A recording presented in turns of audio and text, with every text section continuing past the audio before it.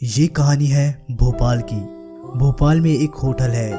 उस होटल में एक कमरा है, कमरा नंबर 303। कहते हैं इस कमरे में जो आके रहता है उसकी जिंदगी पूरी तरह से बदल जाती है।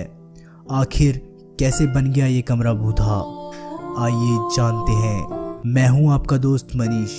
ऐसी भूतहा कहानी को देखने के लिए अभी हमारे इस चैनल को सब्सक्राइब करें और बेल आइकन को भी ज़रूर दबाएं।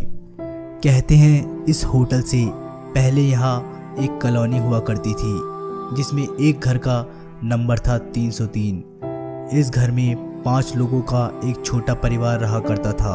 एक दिन जब ये सब बहुत ही गहरी नींद में सो रहे थे तब कुछ चोर इनके घर में घुस गए, लेकिन चोरों द्वारा आवाज़ होने पर ये सब उठ गए।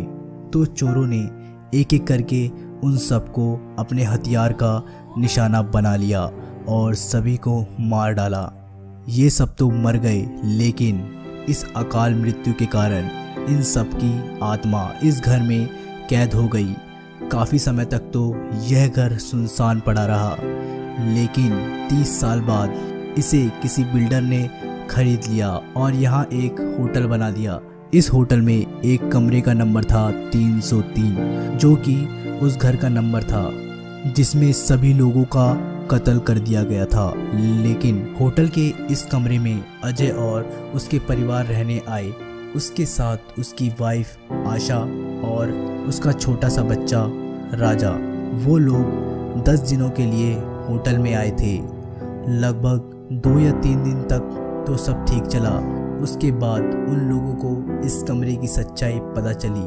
रात के 1 बजे होंगे। आशा को बहुत ही प्यास लगी थी तो वो पानी के लिए किचन में गई।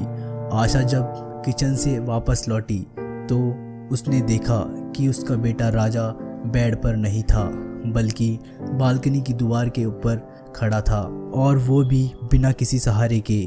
आशा एकदम से चिल्लाई, राजा!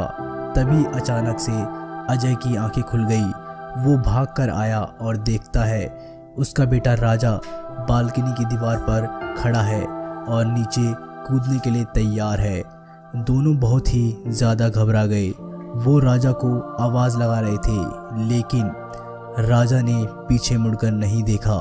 अजय राजा की ओर धीरे धीरे बढ़ा और उसे एकदम से पकड़ लिया और अपनी ओर खींच लिया।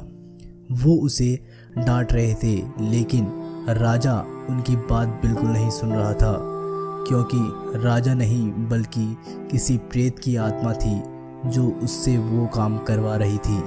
अगले दिन फिर वही हुआ और राजा को फिर से कूदने से बचा लिया गया। अब आशा को लगा कुछ बात तो है।